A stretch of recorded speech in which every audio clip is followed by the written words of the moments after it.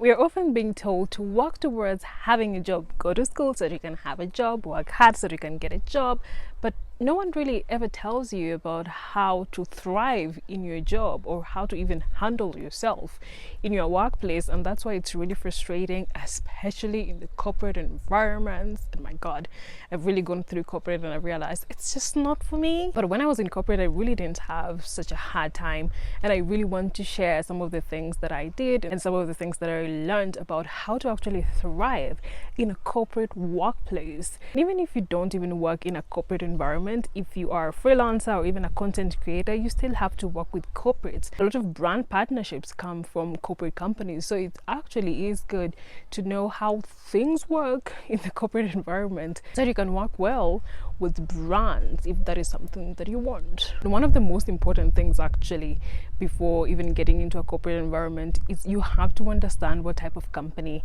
that you want to get into. So there's startups, which is smaller companies, and you have the big corporate companies that have been in existence for so many years, and then we have the ones in the middle. If you're just fresh from university, I think it's a good idea to go into a startup because you really get to learn so many things, because things are always moving and you actually get to do things. But in the big companies, they already have structures. Everything is kind of laid out for you, and you will have like a string of supervisors who are telling you what to do. And even if you have an idea, it has to be approved by a string of supervisors. That's why you see when it comes to social media content, a lot of these big corporate companies are really not doing well, because a lot of stuff has to go through a lot of reviews, and the people at the top normally are not very creative, so they don't even understand how social media works. So you see the kind of stuff that they're posting is like, are you guys in touch with the reality? But really it's about the structures that they have. But if you are in a startup, you really have that capability to do so many things and try so many things, because in startups they're really hungry to get out there, they're really hungry to be seen, they want to be successful, so they're really willing to try different things. If you're actually someone who wants to end up having their own business, being in a startup will teach you so many things, even about leadership, about product development, iteration, product design, all these things that are so important. That process really gives you clarity, because you get to decide whether you want to, start your business immediately or perhaps wait a few years, because starting a business is really hard. But if you just go into a big company, things are kind of easy. It actually gives you a full sense of what business is actually like, because they've been there for a very long time. They've built their reputation. You can actually see how they're getting the sales, might be consistent, and it might make you think that, oh, I can just start a business and I'll just be getting sales like that. You forget that it really takes years for you to get to a place where you can really be consistent with the kind of customer that you're getting. So I would really say really deciding the kind of company you want to go into is really important, and this really depends on the industry, also your personality. If you're someone that doesn't want to really deal with a lot of people, probably a big corporate company is not a good idea. If you're someone that just wants to go to a startup. If you want to play corporate politics, go to a bigger company. It's really important to understand what the vision of the company is, so that you can know how you can contribute, what is your place in that company. And different companies care about different things. There are companies that really care about money, and even though they have a vision where they tell people that we're going to do this and this and this, we're going to deliver this, this and this, if the people or the executives really care about money, you should know that that is what they care about. Some companies care about people, and you will see that they really care about employee welfare, and that extends to even how they treat their customers.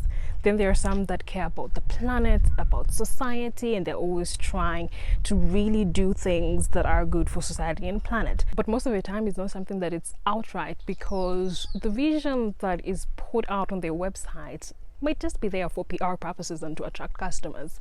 But for you to really thrive as an employee, understanding what the company cares about, what the shareholders and company executives care about, that is really going to help you, because it means that you can really work towards achieving that. Of course, they're going to see your efforts and you become an asset to the company, and you will keep your job. Then tied to the company vision is understanding the objectives of the company, and essentially these are always changing. It's just not one objective that stays for a whole year. It changes from quarter to quarter depending on where the company is at, and it's good to actually always just ensure that you're keeping atop the company objectives and see whether they align with your own objectives, and you can decide whether you want to continue staying in that company or look for another one. Because when your objectives and the company objectives are always clashing, that's when you actually start feeling a lot of frustration.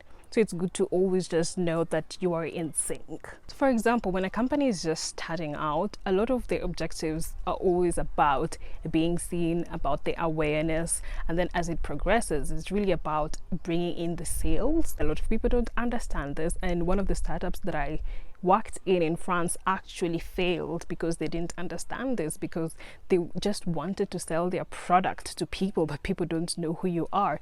You cannot be sending cold emails to people telling them buy this product, but who are you? So you see, if your career objective is really about just doing sales and you don't want to try other things like looking at how you can attract people's awareness and attention, because that's a whole expertise on its own. Virality is also a strategy. So if you're not someone who knows how to create virality, it's going to be really frustrating for you, because imagine going to a company where you just want to do sales, but they're telling you, oh, you should go on social media and ensure this post goes viral. That's why a lot of marketers are always so stressed. It's a different skill set. So you really have to understand what your career objectives are and what the objectives of the company are, so you can see whether you really fit or not, or else you're really going to be frustrated. It's also very important to have a good reputation in your department and even in the company. And I think one of the ways in which you can do this is sure you become a problem solver, and you can start with the department. I think it's really important to understand what everyone in your department is working on, and then you can see how you can help them. But don't overdo this to a point where people are like, does this person not have any work that they are always just offering themselves to help?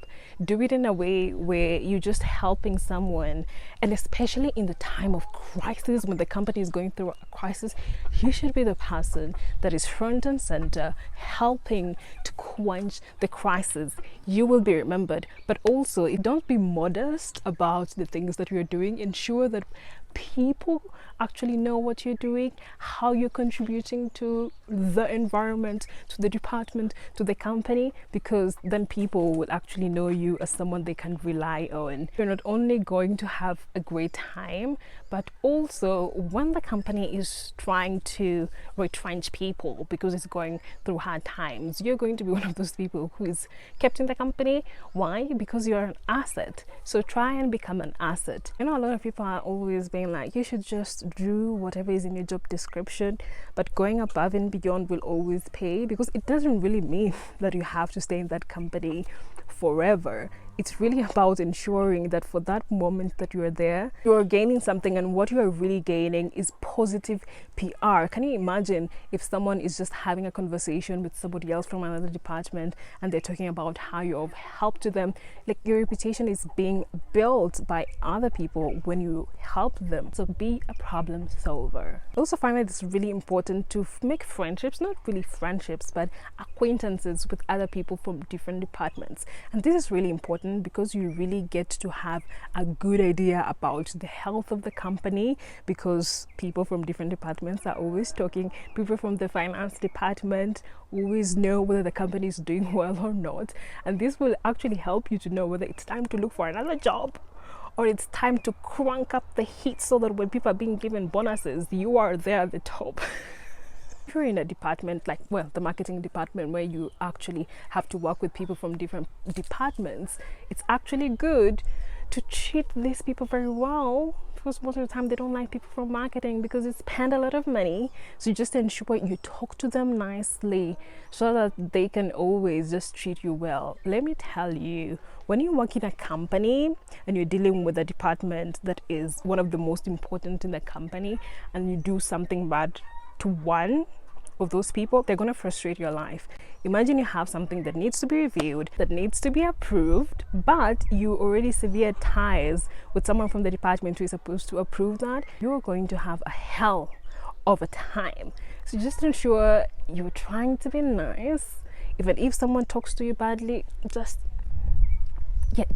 manage it. Just manage it, because trust you me, if you behave so badly towards one person, everyone else is gonna know about it. One of the crucial things is knowing how to interact with the people with power in the company. That starts with your supervisor, your immediate supervisor, and it goes to all kinds of the executives in the hierarchy. You have to pay attention whether the company really cares about hierarchy or not, because if they do, then you have to follow the hierarchy. If they don't, then it's okay if it's a laissez-faire attitude. This is really important to know, so that you can know whether you can just say anything that you want, how to speak to people, when to speak to people, what to say, how to say it, because that is very important, and it really changes from one environment to another, and it really depends again with the personalities of the executives. If you have an insecure CEO or manager, the way you talk to them is very different from one who is very confident and who knows what they're doing. I find that in a lot of corporate environments, speaking out for yourself is not something that is really encouraged. So you might want to really arm yourself with the language. It's really important to have the language to speak out for yourself, to advocate for yourself. And if that environment is not really something that is encouraging that, perhaps look somewhere else that is actually going to be good for you, instead of just forcing yourself to be in a place that is absolutely not good for you and not allowing you to be your best self. Something else that is really important that I don't hear a lot of people talking about is participating in after work events, team building activities. In most corporate companies, they'll actually tell you, oh, it's not a must, but be sure they are going to judge you for not attending those events. Just ensure that you appear for those events, even if you don't like it, even if you're an introvert. Just do it. I'm an introvert, and I had to force myself to actually go to these things once in a while, because they will keep quiet, and then during reviews they're like, oh, you're not a team player. A lot of this, like after work, they always have things like alcohol involved. Even if you don't drink, just go and have a glass of water, a glass of juice, just talk to people here and there. You even get to learn about people's personalities, and that is actually going to help you in your work, because you're going to learn how to manage people and their personalities. Speaking of reviews, in the corporate world, they can be really cutthroat, and you might have a manager who wants to really throw you under the bus. And one of the points where I talked about making acquaintances from different departments, these people help to build your reputation. If you're good to them, they're going to tell other people about you, so you're getting positive PR. So imagine during reviews, maybe a manager from a different department has had good things about you, but your manager oh my god, this chicken, but your manager is really trying to throw you under the bus. At least other people from other departments can actually stand up for you when you're not there. So yeah, it's really good to just ensure you make acquaintances and be good to people and be known as a problem solver in the company. That is if you really want to thrive in a corporate environment. If you don't, you can just leave like me. Basically, all the things that I really said fall under corporate politics, and that's one of the things that people don't tell you. You have to be aware of, and you have to participate in if you want to thrive in a corporate workplace, because trust me, other people are doing it. The people who really get promotions, it's not because they're very good at their job, it's because they're really good at corporate politics. So it's really important to employ this in your arsenal and ensure, of course, you're doing your job very well. Ensure that you're documenting everything that you're doing. Ensure that you're documenting your conversations. Ensure that you're not having any illegal things, illegal activities in the company. Please just think of your career, what you want to achieve, and your reputation, because your reputation is going to follow you even after you leave the company, because of something called networks. People are always talking, and again, even if you're working in one company, ensuring that you are talking to other people from different companies, your industry, so you can know whether you are up to date, you can know whether it's time for you to leave and get a new opportunity. Always think about yourself and what you want to achieve. Don't ever stay in a company being like, oh my god, this company is going to be loyal to me. No company is loyal to people. It's just loyal to its own money. Okay, so just think about yourself. Think about what you want in life. Think about creating a life that is good for you. And if you reach a point where you're like, oh, I've been in this company, it's been good to me, but I want better, you can leave and fly as high as an eagle.